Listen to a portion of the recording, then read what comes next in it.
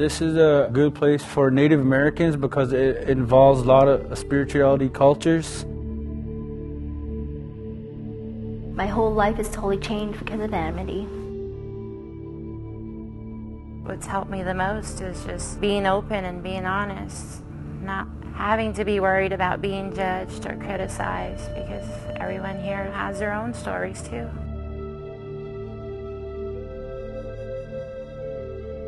I can sit up high and say like I'm a Navajo woman, and if I can do it, you can do it.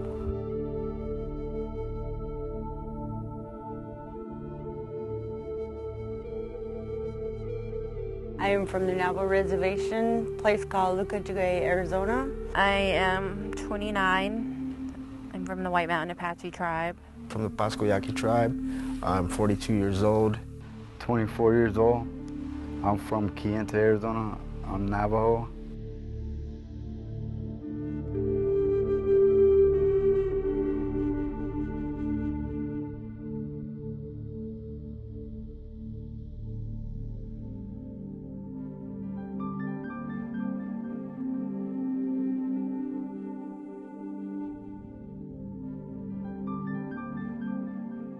I grew up in the Old Pasco neighborhood. During the time I was growing up, there was a lot of heroin addicts there.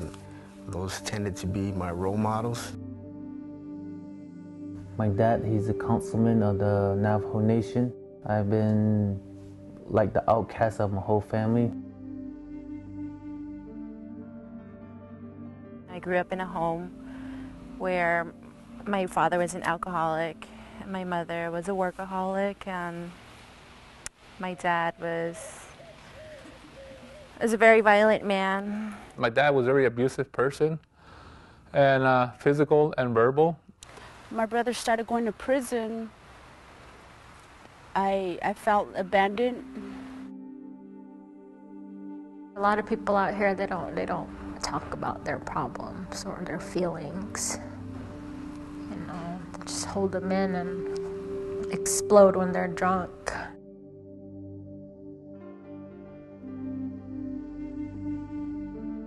I took my violence out on people, on things just like chairs, furniture, windows. I started hanging out with gangs, and I started just getting out of hand. And I was always violent, and like I thought that was the only way because I learned that from my brothers. I just grew up wild, you know, it's like learn on your own.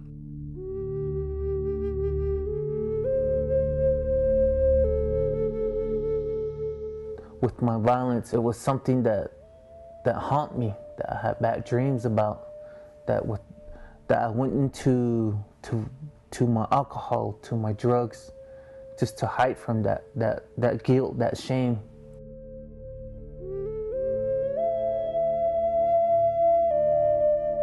I was addicted to methamphetamine, alcohol, and pills. Somewhere down the line, I kind of went way off track of what I was expected to do. When I ended up in Amity, I had just barely came out of the hospital and almost lost my newborn child, and so I guess that's where I was at. My life was a mess. That's when I decided to do something different with my life. Decided that, you know, I needed help.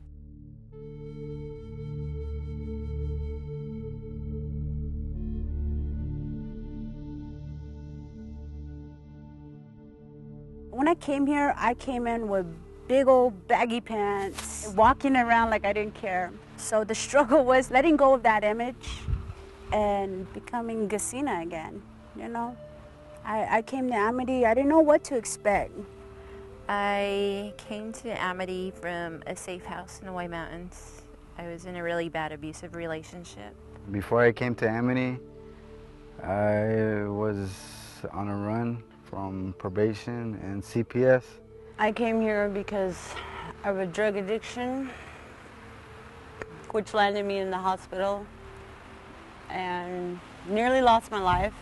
I was fortunate enough to find on Amity that I think the Creator, God, led me to this path to let me realize that I'm not the only one that had this similar pains, the similar violence that I went through. It was a very new experience because I thought only my Native American tradition was like the right way.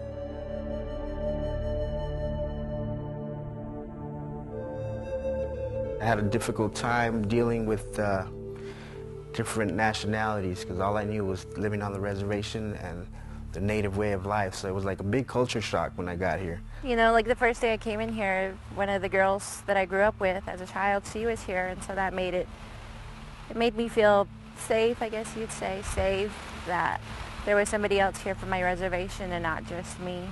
You know, like I wasn't in this alone. I found my spirituality side from being a Dene, you know. It was lost for me because, you know, I did that to myself. It was nobody's fault, and I just didn't know how to control my own behaviors. Using as for 31 years, it's not. I didn't think it was possible to clean up, and now that I'm doing it, it seems a lot easier, especially for being here at Amity. It seems like it's a school to me. The first 2 weeks of it was kind of tough, but I had to learn how to trust others, and I had to let others in my life to help me guide me into a better direction. There was a lot of work that needed to be done. A lot of things in my story that I was ashamed to talk about. A lot of things that I didn't want to talk about. But when people started pushing me to talk about it, when I started hearing about other people's story and like, wow, she can say this, like that same thing happened to me. So it just made it safer for me to speak on it. I grew up, I was a very shy person. I didn't like speaking in front of people. I didn't speak to other people till I was 14 years old. And I was very quiet. And this place makes you talk a lot, which it got me comfortable doing. I mean, we have talking circles, and that's the biggest thing that's helped me out a lot. I used to feel like that I was different, but in the circles, you hear other people talk, and there's a lot of similarities, a lot of things that I can relate to, which made me real comfortable and let me open up to things that I thought I would never say, or I thought I would never hear from other people. For me, like, it was a challenge facing all my fears and facing the truth of the aftermath of what I did. People told me, like, you just got to trust us, so I did. It was hard to deal with the pain and everything else that I was going through in my story. It was hard, but I knew I survived it, I guess. Stepping through your own pain, recreating your own stories about your childhood, what happened then and there. And the more you talk about it, the more you feel better about yourself. All that hurt, I kept it with myself. I bottled that thing up for 23 years. And I didn't know how to get it out until today, coming through this facility, this program. That's when I finally released myself. The groups that I've been in a lot of women groups, and I really enjoy those because, like, we all deal with the same issues, you know, with our children. A lot of us come from domestic violence, and, you know, a lot of us share the same story. To hear those ladies say, I can relate to you, and I know what you're talking about, those words are very powerful to me because it means something for me to actually help another person. What's helped me the most is just being open and being honest, and, you know, not having to be worried about being judged or criticized, because everyone here's, you know, has their own stories too.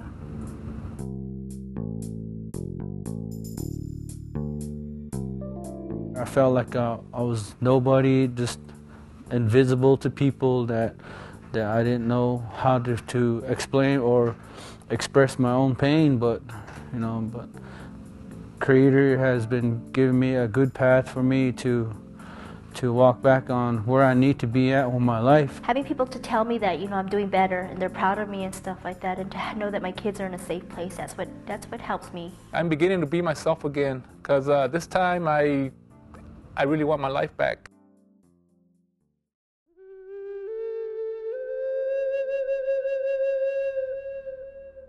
This is a good place for Native Americans because it involves a lot of spirituality cultures, you know, that really helped me out along the way, such as the fire circle and the sweat lodge here. It really did promote me to find my dignity back and to be a Native American, because I was a really confused person before. Growing up on the reservation, it's always been taught to us that you don't talk about certain things that happen in the home, you know, like that's our business. It's no one else's business, it's just our own. The good traditions I've learned are just like how to be at one with yourself. And somewhere along the line I lost that, you know, and how to care for one another.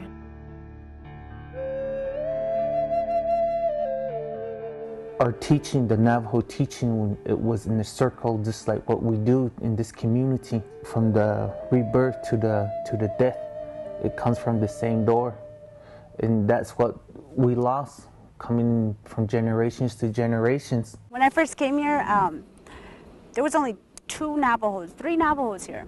Later on down the road, there started becoming more natives coming, and I started learning different things about different natives. You know, the Hopis, the Pimas, you know, the Yaquis. It feels good to know, to have a piece of somebody else's culture, to know somebody else's culture. So it just gives that much respect to different natives.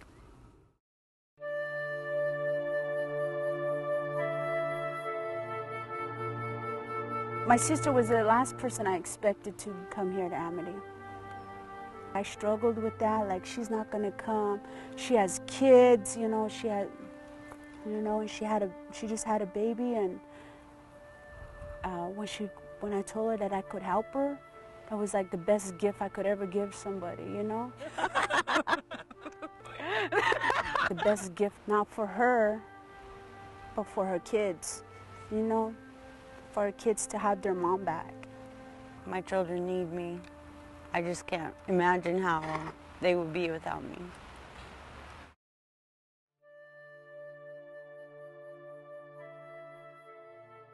My family's just waiting for me to get myself situated and settled down. Then they'll be more than willing to give me back my children.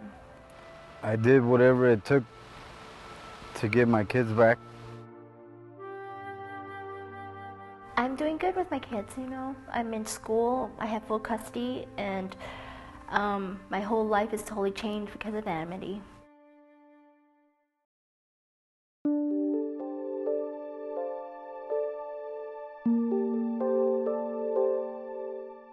Instead of just stepping out of these arches and just forgetting about everything I learned, I want to take this home and really apply it. My intentions is to go back home, to be with my kids, to be with my family, to be a respectable person. I really enjoy going back to the reservation, and I like it when like my people from the Navajo Nation come and say, wow, look at you, you know, like you become a different person.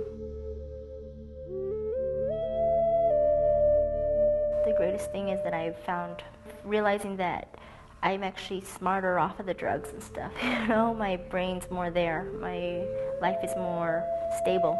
But now I can sit up high and say like I'm a Navajo woman, and if I can do it, you can do it, you know? Like I've struggled and I've struggled.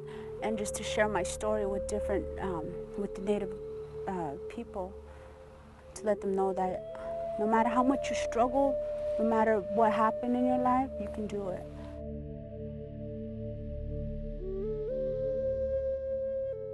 From what I've been through, there is hope.